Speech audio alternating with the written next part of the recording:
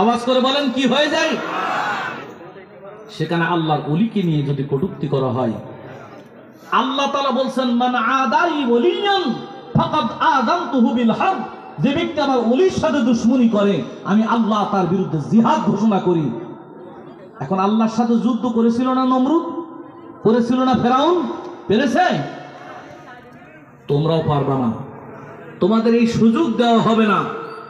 মুহতারাম হাজিরিন, আমি যখন শুনছি তখন কিন্তু আমার অন্তরটা তখন থেকে জ্বালা করতেছে। আমি আগের দিন চাইছিলাম যে দরবার শরীফের কথাটা বলবো, কিন্তু সুযোগ হয়নি যে কোনো কারণে।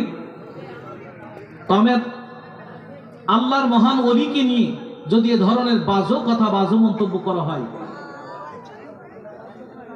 যদি বাজে মন্তব্য করা হয়, আমাদের অবস্থা ভালো হবে না খারাপ হবে? আমরাই খারাপ অবস্থার মধ্যে পড়বো, আমরাই বিপদের মধ্যে পড়বো। যে তোমরা ভক্তি দেখাতে শুধু জবানে জবানে, তোমাদের সামনে আমার নিয়ে কটূক্তি করলো, তোমরা তখন ঘুমাইছিলে? এই মহব্বতের ভক্ত ওনার দরকার নেই। যদি ভক্তি যদি দেখাতে হয় ওইখানে দাঁড়িয়ে প্রতিবাদ করা দরকার ছিল। মুহতারাম হাজিরিন, কিন্তু আমি দেখলাম, আমি যতটুকু জেনেছি বা যতটুকু শুনেছি, আমি এতটুকু জেনেছি যে প্রত্যেকের অন্তরটাই খারাপ লাগতেছিল, কিন্তু তারা আসলে সঙ্গবদ্ধ ছিল না, এই জন্য প্রতিবাদ করা সম্ভব হয়নি।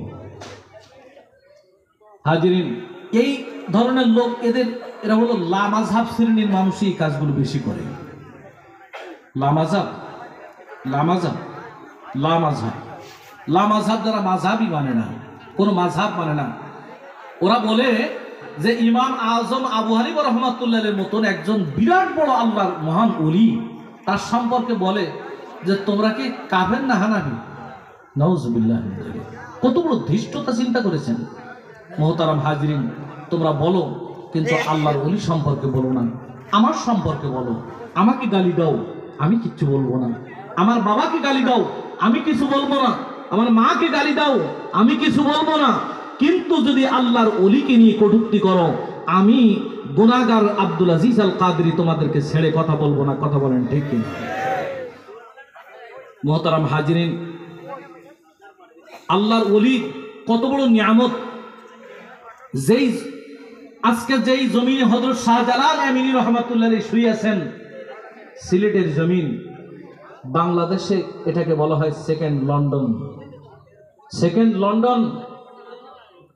সেকেন্ড লন্ডন হয়েছে যেই জায়গায় রাজা গৌর গোবিন্দর রাজ্য রাজপ্রাসাদ প্রতিষ্ঠা করে ইসলামের উপরে বরংবার আঘাত করতেছিল, অত্যাচার করতেছিল। সেইখানে বাবা শাহজালাল আমিনী রাহমাতুল্লাহ আলাইহি এসে সেই জমিনের মধ্যে তিনি এমন খেলা দেখালেন যে ওনাকে বাংলার বাদশার কাছে উনি বলছে যে বাবা, আমার শীতের দিন খুব বেশি শীত লাগতেছে, আমার একটু শীত নিবারণের ব্যবস্থা করুন। তখন উনি করলেন কি,